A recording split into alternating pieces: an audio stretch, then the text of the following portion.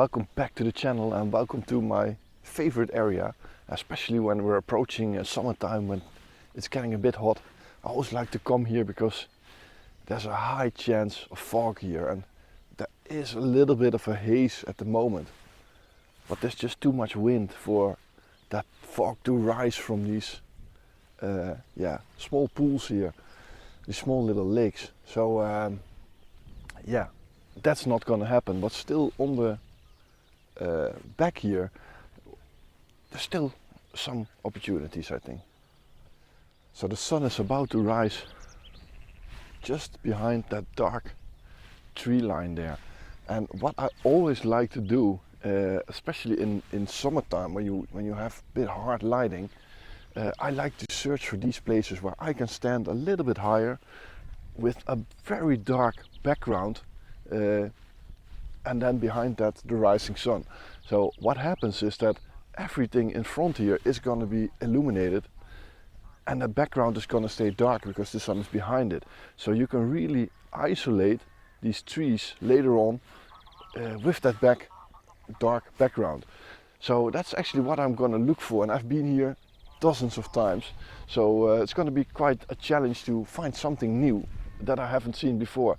But it's always different, you know, it's always different. So let's see if we can find at least one shot that's worth getting up at 4 AM for.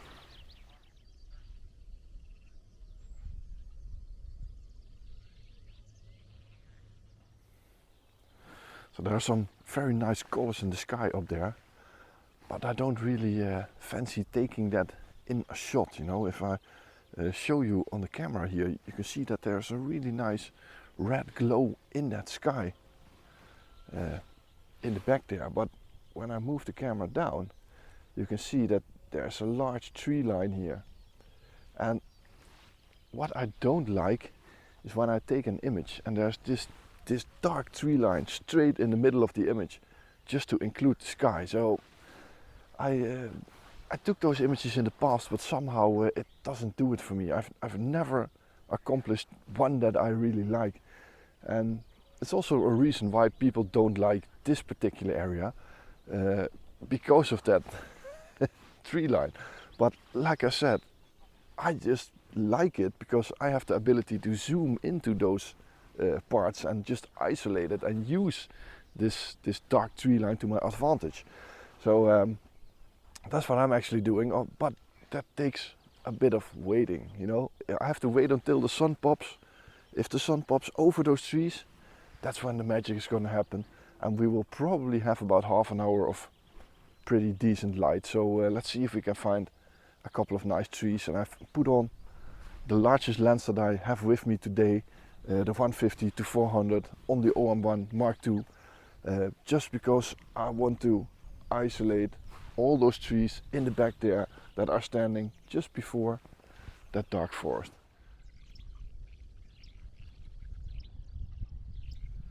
So the sun just came over that tree line and it just looked amazing with a couple of clouds running through the sun, and it's such a soft light due to these high clouds that are up here.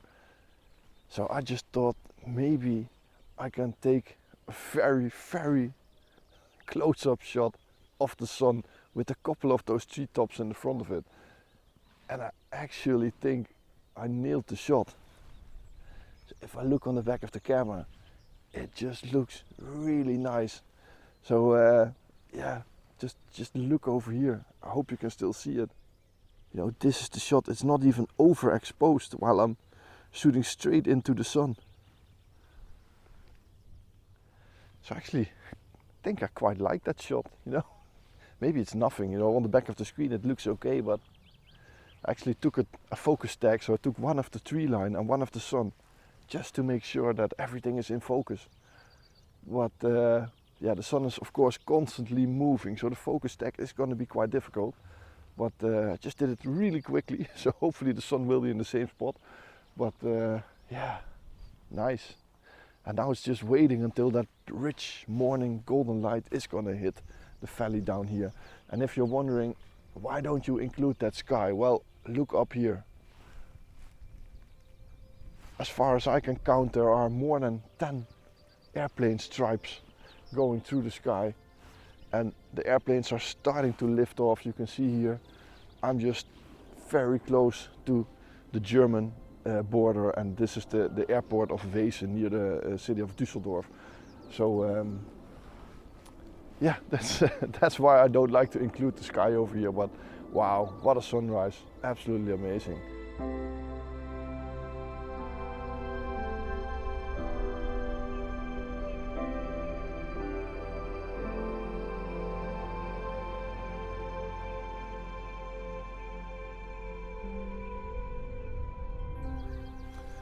So I was hoping for that rich golden light to illuminate this whole valley down here, but none of that is happening, you know, and I was just thinking, why is this? But the same high clouds that created that beautiful bowl of the sunrise in that last shot is now preventing that light to hit this valley. So by the time that light is going to hit, the sun is going to be up quite high, so I'm not sure if that light is even going to happen today. That would be a shame. And I'm just freezing up here, you know, it's really cold. Yesterday I was out, it was about 26 degrees, but it's a totally different day with a bit of wind blowing that cold morning into my face, you know, and I'm just standing here with a light jacket and a t-shirt on. Maybe I should prepare myself better next time. I don't know, but yeah, it's a shame, but just gonna wait a couple of minutes, and the next plan is that I can also walk down here so I can get another sunrise, you know. If I go down, it takes a while before the sun will eventually get over those hills because I'm from a lower point of view. But that's the last resort, you know. I'm gonna wait here for 5 more minutes, and then I'm gonna see if anything is gonna happen. So I did walk down. I was just up that hill here, and I just walked down, followed this little path down here, and I actually found a composition that I've never photographed before from this area, which is actually quite unique. So, but even though I'm shooting straight into the sun, nothing is happening with the light. Absolutely nothing. It's one of the most flat lights that I have ever seen in this area. So I don't know, maybe if the sun pops through that high cloud area in the back there, maybe it will do something, but at the moment it's just a bit dull actually. And the worst thing is that it's crawling with mosquitoes here. It's just absolutely insane, and somehow I just can't stand them as good as I did years ago. When I get a bite from a mosquito these days, I just get these big stitches on my hand, I don't know, or head or whatever. I really need to find a solution for that someday, but yeah, let me show you this composition, because the composition is nice, but the only thing it needed was a bit of light. So you can see this is the shot, and it's just this one tree here, and the rest behind it is all in the shade. And I just really like the shape of this particular tree, and you can see the sun is rising straight above it. So even though the light isn't as rich golden as I hoped it would be, I actually still quite like this shot, you know. It does have a little bit of mood and atmosphere. That's not what I was hoping for to get today, but you know, I still like it. So this is the shot of the tree, or probably the best one I could take with the best light. So hopefully it will be okay, and maybe I can just tweak that white balance into the bit warmer tones just a little bit. Might be really nice. So this is it.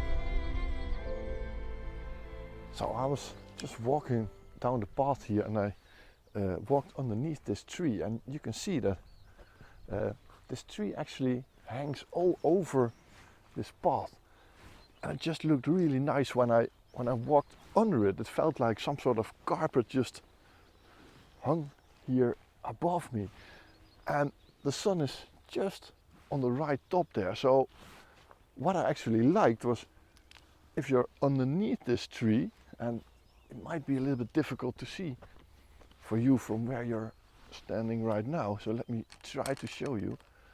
If I position you here, you can see the shape of the tree on the side here. It's just really nice, and it floats to that part that's hanging on the right side here. So I figured that if I put on a very wide angle, like a 7-8 millimeter lens, and I just take this shot with the path leading towards the back, then trying to put the sun just behind a branch that you can take this nice sun star, and then this whole tree leaning over the scene. You know, it just made sense or something. It just looked really nice. But the only negative thing is that I have to keep the camera as high as possible to get a nice composition. So my tripod isn't sufficient enough to get this high. You know, it gets about here, but I have to get the camera up as high as possible to take the shot, to make the most advantage of that tree leaning over the scene. And it's actually quite a shame, because I want to take it as a high-res shot. But a high-res shot from my hand is quite difficult. But why I want to do a high-res is because I need to keep it a little bit on the dark side to make sure that sky that's coming through those leaves isn't overexposed. But when I get it a little bit darker with a high-res shot, I can very easily light up those shadows, which is a little bit more difficult with a normal shot. But with the handheld high-res mode, I'm actually getting some pretty nice crisp, sharp shots here. So yeah, quite liking it. So just doing my thing here, and this is the final result.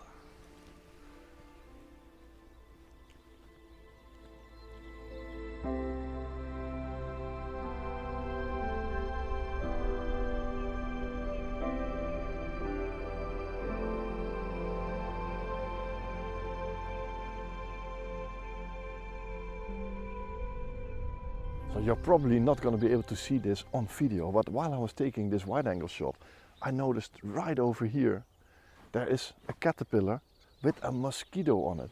And I don't know what's happening here. If you've ever seen anything like this, if you know a little bit more about nature than me maybe, and you know what's going on here, is the mosquito laying some eggs in that caterpillar, or yeah, I'm just wondering what's going on. The caterpillar is definitely alive and trying to get that mosquito off it, and I tried making a little movie of it, but it's so difficult because it's so much wind, it's blowing everywhere, so to get the focus right, it's almost impossible. But I did take a shot of it with the 150 to 400, so I just moved a little bit back. It has a minimum focal range of 1.3 meters, so with the teleconverter on with 500 millimeters, I can actually get quite a nice frame of this image. So if you've ever seen anything like this and you know what's going on, then please leave a comment, let me know. But this is the shot.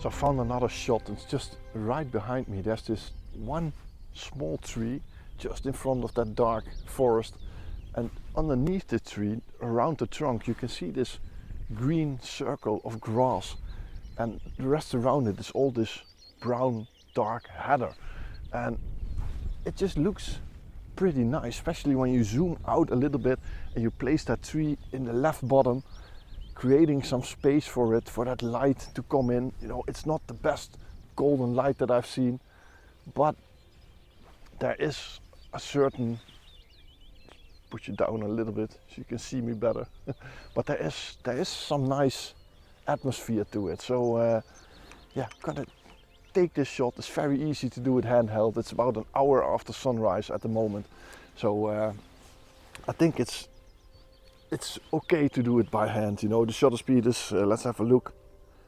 I'm currently at 1/400 of a second. That's absolutely fine for a shot like this.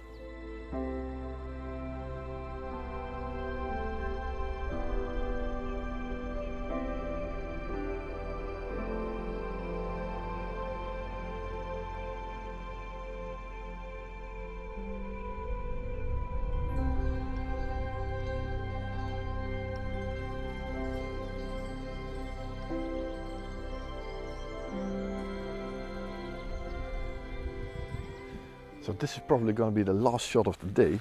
I have no idea yet, but I just walked past here and I noticed all these mosses on the ground here, and I thought there has to be some sort of shot in it. And then in the middle of these mosses, I'm going to try to show you what I'm photographing at the moment.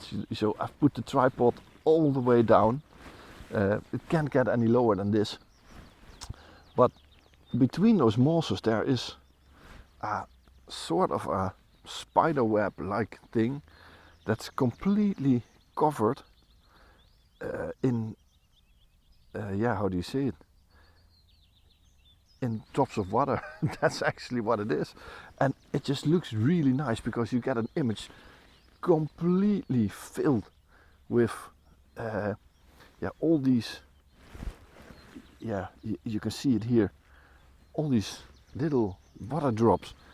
It just looks like a solar system from a different planet or something.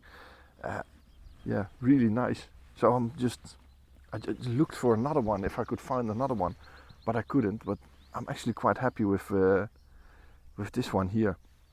And I could have shot it handheld, but I want to get a bit of a higher aperture to get as much of those little balls of water into focus. So I'm trying to get it at, let's say, I think it's going to be about f10 or something like that, and then just focusing, 5-second timer, and this is the shot. So I just find another one. I remembered when I walked past, I noticed a nice spider web, and I thought maybe if I go back with the macro lens on, try to shoot that, we got some surprising results. And just look at this web. I'm going to try to show you on the other side of the camera. You see the shape of the web. It's like a sort of a tornado with a hole in the middle, and it just looks really nice. And right over there are a couple of larger water drops laying on that web. And so I tried positioning it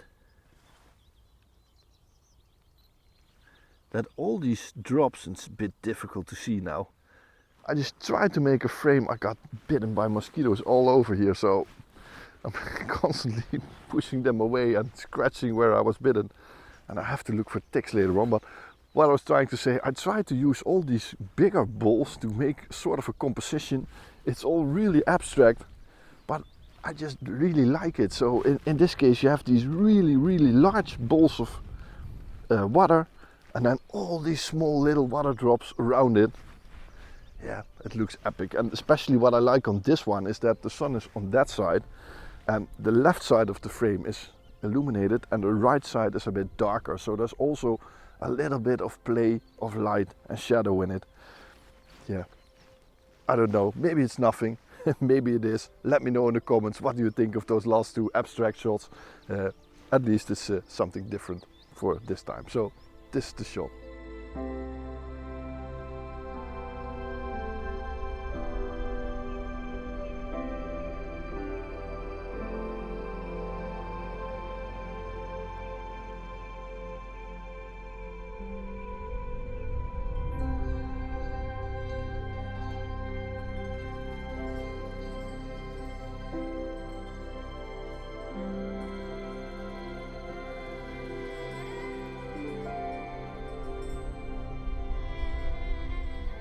No, that's it. This is the end of today's video.